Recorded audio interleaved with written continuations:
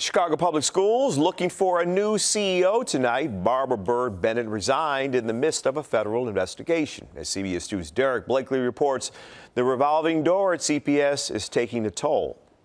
Byrd Bennett's resignation means the obvious was obvious, even to her. No one thought that she could come back to the school district with all these entangled webs that have come out since the federal investigation was announced. No one thinks that she can come back here and lead. The feds are looking into a $20 million no-bid contract CPS gave to an outside consultant, Soups Academy, for principal training, a contract Byrd Bennett pushed for and an organization she worked for.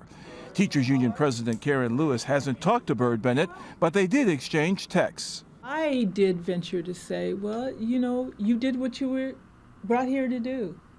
Close 50 schools and take the blame for it. In other words, carry out Mayor Rahm Emanuel's agenda.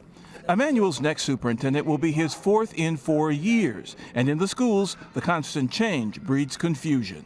The schools are just, the principals, they're just getting directives every couple years that are totally different from the one before. So it's not a good thing. The kind of instability that goes beyond the classroom, it also filters into the community. The impact on the ground is there's no relationships that an organization like this can really build with the district because there's a different person every year. Karen Lewis believes whoever succeeds Byrd Bennett needs to know Chicago. There's just no time for a getting acquainted tour with the system facing $1 billion deficit.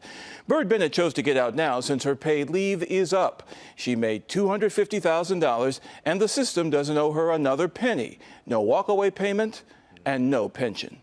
Jim and Kate. So Jean-Claude Brizard wasn't from here. He didn't really know Chicago. Byrd Bennett from New York didn't really know Chicago. Are there any internal candidates that are being batted around? Don't think there's a favorite yet, but there are some names being kicked around. People who are very familiar with Rahm Emanuel. He's familiar with them. One name being talked about was Forrest Claypool, for example, but he just went from the CTA to being the mayor's chief of staff.